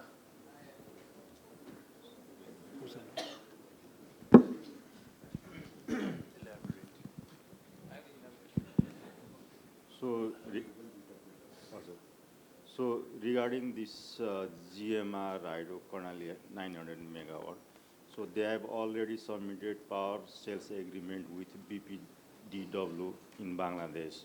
So that is, please bring the mic closer. So that is only initiated document, and they have to submit this. This document will be signed only after submission of certain amount of bank guarantee to the government of Bangladesh. So before submitting that bank guarantee, GMR wants some clarification from the government of Nepal side. So in PDA, we have certain obligation from the government side regarding land acquisition, forest land, and unregistered land. So we have to clear those matters from government side. So directly, we cannot cancel that license also. That is the point. And regarding Pancheshwar multi-purpose project, so this DPR has been completed, draft DPR, that is done by Pancheshwar Development Authority, and study was done by WAPCOS. To finalize this DPR, we have team of experts from both government of India and government of Nepal. So initially, there were more than 500 unresolved issues, but we have reduced that unresolved issue to 10 to 15 issue only. So we are discussing continuously. Hopefully, we may finalize the DPR soon. And regarding pump storage in Nepal, NEA has done some preliminary study in Kulekhani area and Rupa Begnas. So that is in pre-feasibility study stage. And as you see, that pump storage is quite expensive. So in context of Nepal, right now it is not feasible. So either we have to get some sort of cheap energy so that we can pump the water. So if large group like Adani comes in Nepal and export that pump storage power to India, then it may be feasible. Thank you. Hi, I'd just like to respond to Mr. Sanjay Kher regarding the pump storage potential. See, I mean, you're aware that it is like off-stream and on-stream. So most of Nepal being in the high mountainous region, and it's mostly river schemes, so that becomes a challenge in terms of environment and the R&R points. I'm just coming back. So that is one thing. But definitely, given the natural undulations, there is huge, not just the potential identification, even the Australian National University has come out with a public domain, which is freely accessible to the public domain. So I think there can be a huge pump storage potential identified, and maybe it can be optimized in terms of execution, because the more the compact structure is, we can optimize it in terms of cost, and we can look at some of this. But mostly in Nepal, I think peaking run of the river, these are the things which are more attractive. Pump storage, even for Adani, we are concentrating more on peninsular India, where we are not touching the floodplains and such kind of places. Anybody else? Yeah. There.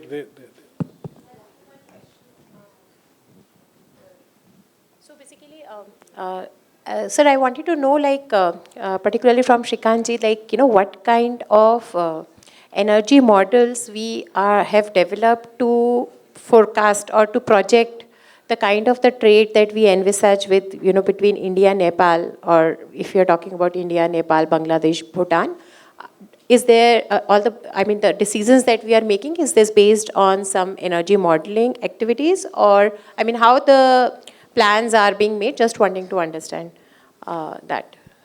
Yeah. If you look at the energy forecasts, we have about 6 to 7% energy growth in the Indian energy sector.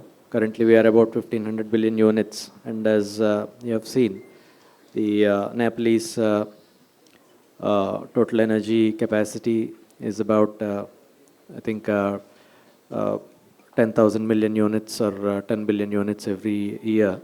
So as the demand increases and as the per capita consumption increases, the transmission capacities need to be increased, and we have plans with increasing the transmission capacity with Nepal.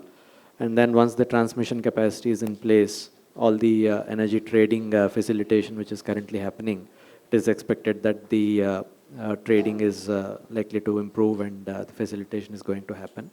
And most of these studies are available with the Central Electricity Authority, and maybe you can visit their website and look at the details.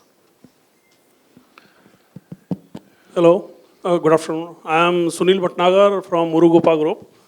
My question is to the panel about battery energy storage. Now, this is very popular world over. So, what is the scope of BESS in Nepal? Because hydro is also not very regular, so we can store energy in the battery energy storage. Thank you. So, in case of Nepal, there is a possibility of battery storage also, but energy price will be quite high. So NEA, they are doing PPA with private sector at Nepalese rupees around 6 rupees per unit. So if there is battery component, that will be quite expensive. And I think NEA is changing its policy to accommodate battery storage also. So this price may go little higher. Thank you. Hello. So I just want to clear that this also before RISE and so many seminar and forum, most of the foreign investor raise this question that there is one issue that the free energy, and because if you want to go there, then if you want to acquire the project, and you have to commit some free energy. So I don't think, because I already mentioned that there is a more than 10,000 megawatt we already applied for the PPA. So we already have a project. So also we have also the project more than 3,000 megawatts, which already done the PPA with the NEA. So if you work with the private parties in Nepal, so I think there is no issue for the free energy that you have to give to the Nepal government. So you are all welcome to Nepal, but the size is, I think, is smaller than 10 megawatt, 200, I think 10 to 200 megawatt, that we already have a project that if you are interested in any project, so we can work together, then IPAN can assist you and to identify the best project if you are shown the interest to. And if you show an interest, if you write something to email to IPAN, then we'll reply you, we'll assist you, we'll work together. So any model, then we are always welcome. And also same thing that already our senior advisor already expressed that today. I just saw the news that solar, so after it's a 150 megawatt up to you can apply, then you can work with the Nepali investor, joint venture, that any means you can go together. So this is the issue that you don't need to worry about the free energy then if you work with the private party. That. Thank you very much. Thank you, sir. My name is Abhinav. I am from IB Solar. We are a solar panel manufacturers, basically with an annual manufacturing capacity of 590 megawatt in Delhi NCR. So with Nepal, we have worked in the past. Whenever there was a time of calamity, natural disaster, I think that was a crucial time when we used to supply solar materials, solar products, like in form of home lighting or solar lanterns to various Nepalis, our Nepalese friends and business partners. Now we have come out of that time now. And now, as we see that in India also under the dynamic leadership of our beloved Prime Minister, India is taking strides forward in with the installation, with the setting up of rooftop and ground-mounted solar targets. So I see, being a solar panel manufacturer, I'll specifically talk about solar because Nepal is blessed, geographically blessed with a lot of rivers, and hydro projects are going perfectly in full tandem. But yes, solar has also got a very key potential in Nepal. And as sir very rightly mentioned, that 150 megawatt is coming up. So my straightaway question is that how Indian manufacturers or Indian companies can collaborate, like in your upcoming tenders or upcoming projects or upcoming solar projects, how Indian companies or partners can rightly join hands together with Nepalese key stakeholders or companies or partners to take solar potential of Nepal way ahead. So this is I think we are thankful to IFGE for conducting this seminar at the very right time, at the right time that all the key stakeholders are here. So I think we should have this more often. And my straightaway that how we can more collaborate together, sir. Should we participate in tenders? Should Indian companies with their credentials join hands with Nepalese EPC players or project players to participate in tenders? How do we do that, sir? Okay. So I think Mr. Adhikari. So basically, these solar projects, certain license has been issued to private sector, and they have already done PPA with Nepal Electricity Authority. So from government side, right now, we don't have any solar projects. So as a manufacturer company, you have to collaborate with developer in the Nepal. So you have to contact individual developer who has a license for the project, and they have already completed the PPA. You wanted to further say something? And also it's the same thing that the reason we are here, then we can work together. And because today they already called the tender by NEA, so I think it's around 1200 megawatts. So we can go up to 150 megawatt. One party can apply. So I think 10 megawatt to 150. So we can share you the tender notice to all of you that very soon, and you can work together, and we can work together. That's why there's so many developer are here. So for this, any kind of information, if you require, then we will send you through the IPAN, or personally you can talk after the meeting. That. Thank you. You wanted to say?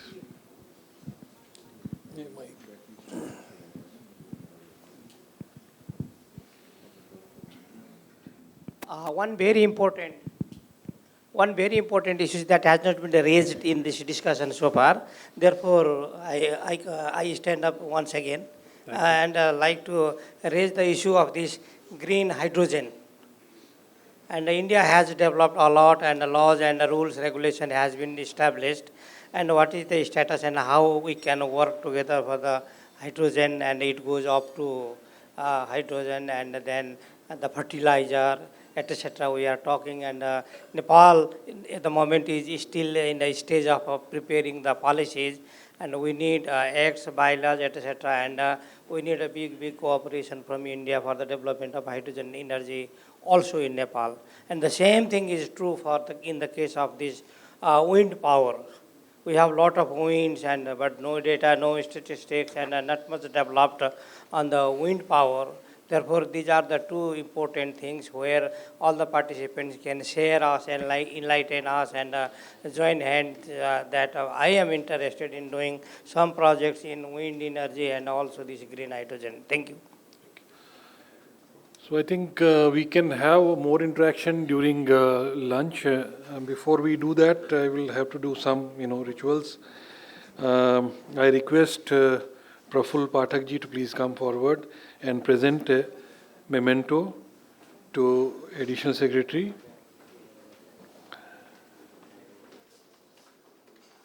Mr. Shrikant.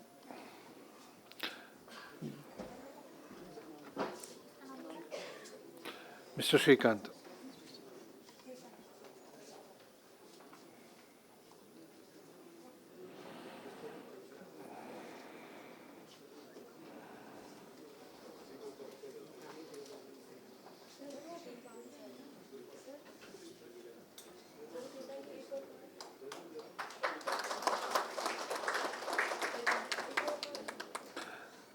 May I request Atul Kharate ji to please come forward and present a memento to His Excellency.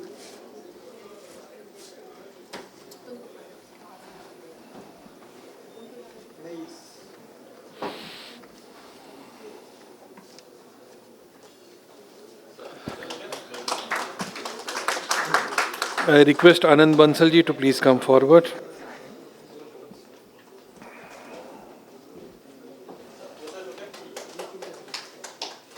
And present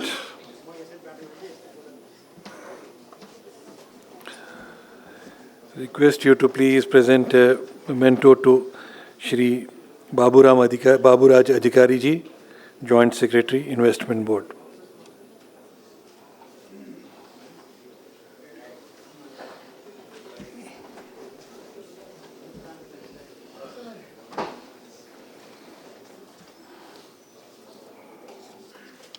Can I request Aman Quatra ji to please come forward? And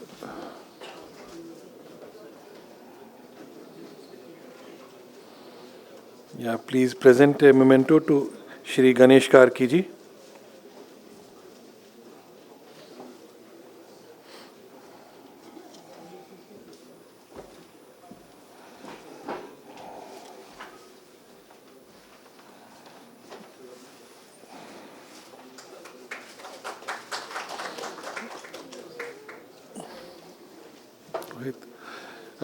Rohit, please come forward and please present a memento to Mr. Jayaraman.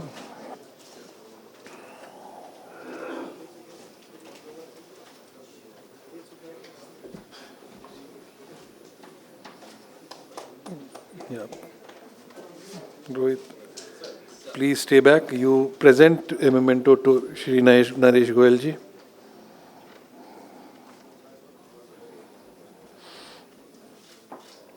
And one more to Shri Sabyasachi Majumdar.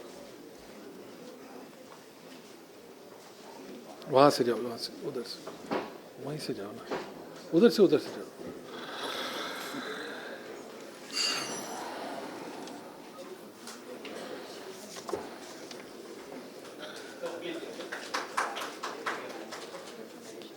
So we have three partners to this important event. May I request the chief guest, Shri Shrikant ji, to present a memento to Adani Green Energy.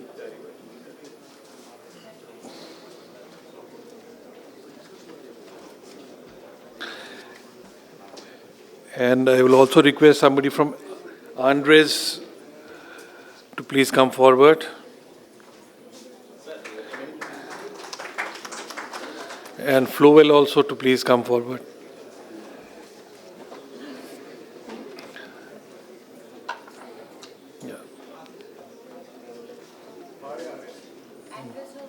Yeah. Please come. I request Shrikant ji to please present a memento to Andres.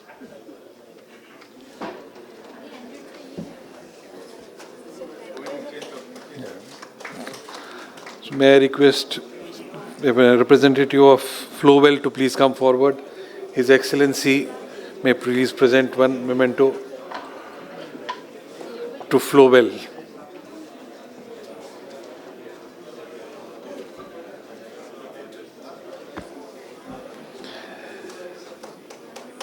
So I will request His Excellency to present a memento to Mr.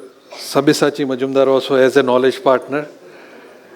CRISIL, Care Ratings, Care Edge, for their knowledge support to our event, and they have been regularly providing us the knowledge support. So I think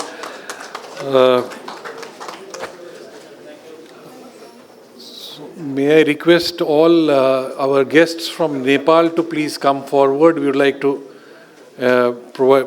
present a token of appreciation for your participation. I don't have the names, if you can come one by one, so it will be helpful. Yeah.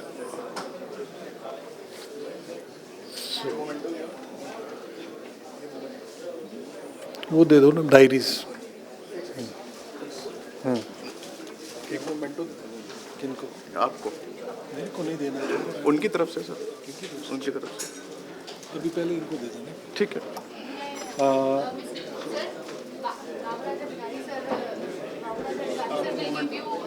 Okay, so let me finish. I will request Naresh Goyal ji to please, on behalf of IFGE, present.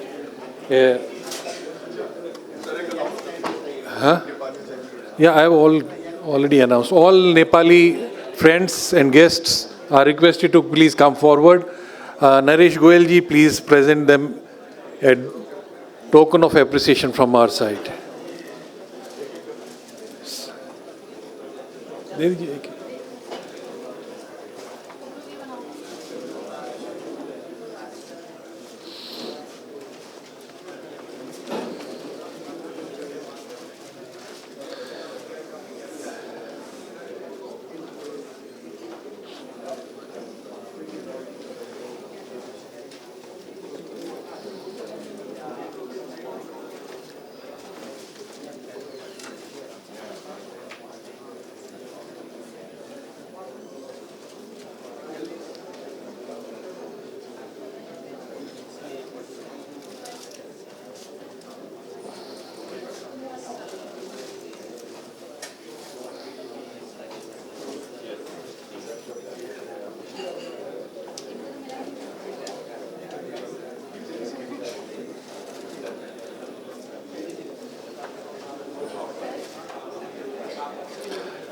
so I will request all dignitaries to please rise from the seat. We can have a picture with our Nepali friends in the front. So we can maybe come slightly.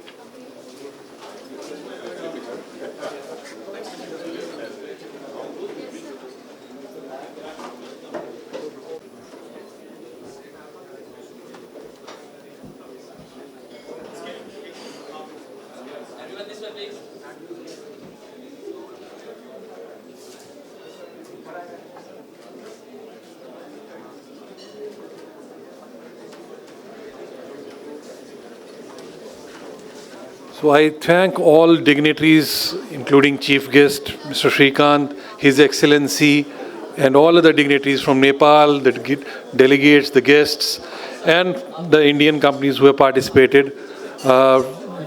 From IFGE, we are grateful to you for your participation, and we request you to please join us for lunch.